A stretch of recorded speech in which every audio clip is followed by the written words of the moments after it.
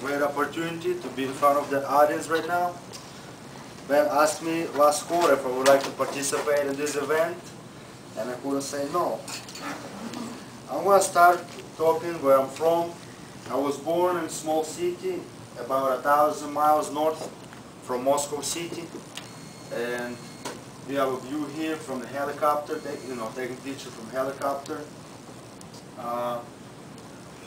My city, it's a nice city, it has a lot of gas companies, oil companies, it has nice universities. Yeah, that kind of sad view. It's a bus stop over there, and it's probably a fall time when it's like kind of, the weather already getting cooler, start to cool down, because the weather in my city is pretty cold. It sometimes goes down to 35 below zero, 40 below zero. So it's very cold. We have a summer which lasts about 2 months, and where it's like 1 month it's really hot, and the rest of summer it's snowing, not snowing, raining, and the weather starts to cool down. So as everybody else in Russia, I was studying in school. Oh, that's some of the view of my city at the winter time. It gets close to spring because you already can see the dark spots. That's where grass is gonna be. And here is the view of the movie theater. The main movie theater in my city has only 3 or 4. What you call them? 3 or 4 screens. Pretty small, And this is church. You see a snow. Most of the pictures that I had was taken in winter time because it's most of the time that what we have.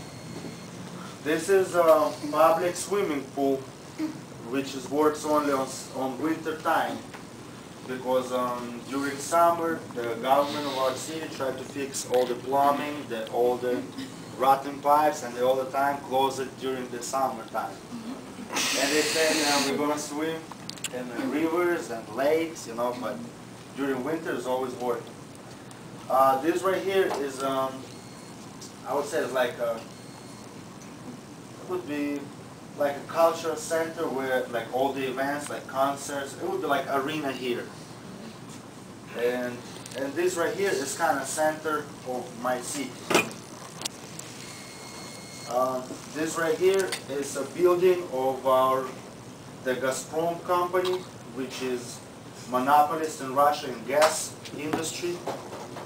And okay, this right here, it's a memorial that was made for soldiers that lost their lives in World War II. And what's interesting about this memorial here, that there is in the middle where you can really come in and see there is a fire that always burning, no matter on, winter, summer, always on. And the company, the monopoly, Gazprom, they are providing free gas just for this memorial, Okay, this right here, that would be like Central Park in New York, or my city. Nice picture, very nice. And it's not that big. Okay, this is my car. This was the most advanced Russian car at that moment when I was there. And this picture of me when I'm 18-year-old, going to school. Outside is very cold, so you have to have a nice winter clothes. I was studying in Russia. I was studying in high school. When I graduated from high school, I went to study accounting in college. And I didn't finish it because my mom decided to move to the United States. And I said, let's go. So I never finished my degree over there. But the accounting, it wasn't, that's a picture, very interesting picture. That's a picture of me when I just arrived. It's like 3 hours in Fort Lauderdale or 2 hours in Fort Lauderdale. I'm staying right there at the Lauderdale beach. And I loved weather. The first impression when I came was amazing weather, nice clean air. So I loved it at the first.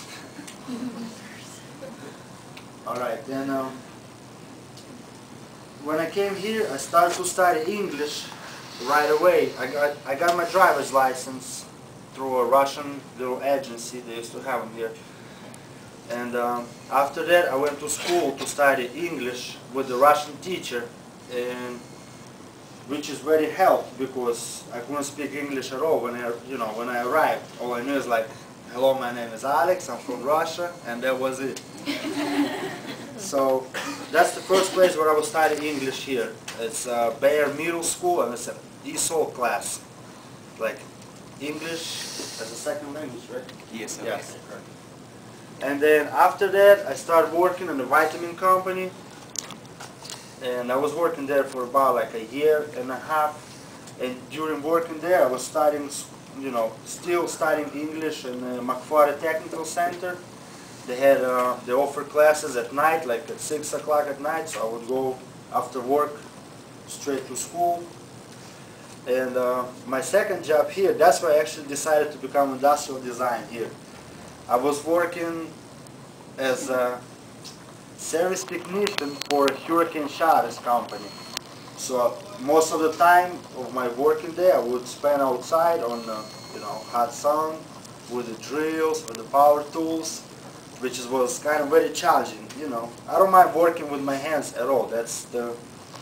So when I was working there, I saw a brochure from Art Institute, and all the time that I've been here, I really couldn't figure out what I would like to do for a living. Should I continue accounting education, or I should do something else? So when I saw the brochure about the industrial design, I fell in love with it right away because all my life I have passion for drawings. I always like to do something with my hands.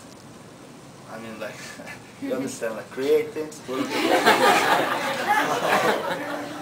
That's not what we practice, though. All right. Okay, we have a couple pictures here with Ben from my projects. That's a table lamp that I made. Everything here, the aluminum plate, everything you see here, I made myself. Just I didn't do this and that, everything else, and a light bulb. Of course, I didn't make that one. Oh, that's interesting here because it's kind of sloppy job. I don't say nothing, but what's interesting about it is the first project here in Art Institute that I made for Introduction to Industrial Design class, and we had assignment to make a table clock. So I did kind of little research in the internet to see what they have out there, and I never found the clock with the pencil sharpener in it. So I took the pencil sharpener, I had the old one, I took it all apart, built the clock around it basically, and now it's staying in my room, working fine, Didn't get a patent. Okay, this one here. This over here, I have a model of, that would be a nightclub. That model we built for, I built for developing a form class with Patricia, which is very nice class. I learned a lot over there. And this is one of my latest projects. It was for model shop class, and that's a red oak step stool. I got an 8 on it, so. Oh, another thing, yes. Ben would suggest if you guys could pronounce anything of this. Anybody? Randy. Okay. So the first one, спасибо, что пришли. It's nice. You say спасибо, что пришли. You have an accent on the last letter, but you pronounce it very nice. What does that mean? Should I say it, or are you going to show it later? Oh, we'll show it in a second, that's fine. And the other one? Randy. No. Someone else's turn. Okay. Всего хорошего. Duh. Right. That's what it means. I didn't say last thing? Yeah, sure. Okay, just wanted to say that in these 5 years that since I've been in the United States, I learned a lot. I became a stronger person, definitely. I improved my English, and I really found out, what I want to do, for the rest of my life, industrial design. All right, thank you very much, everybody.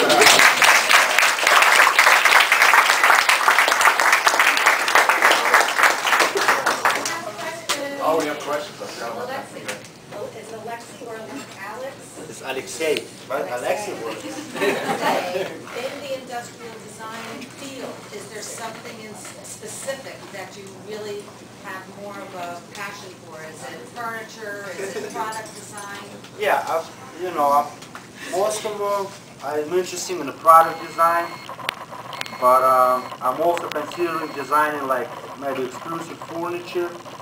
And since right now I'm working at the company that provides medical mobility equipment for seniors, so that's another thing that I'm interested in right now. So I might end up doing design for like new wheelchairs or so, something like that. Any other questions? Okay, Heidi? Do you plan to manufacture extra someday, or do you think Um, your own project?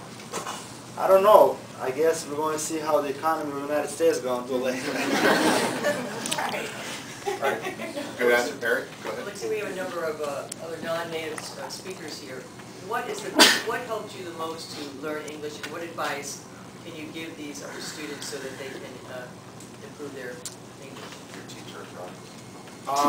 Besides bedroom. Really, the most important is you have to put yourself into culture and, like media. You have to watch a lot of TV, movies, read books, listen to the radio. It helped me a lot because when I just arrived, I had only mom speaking Russian to me, but everybody else was, like native speakers. So it has to do a lot with the media and everything.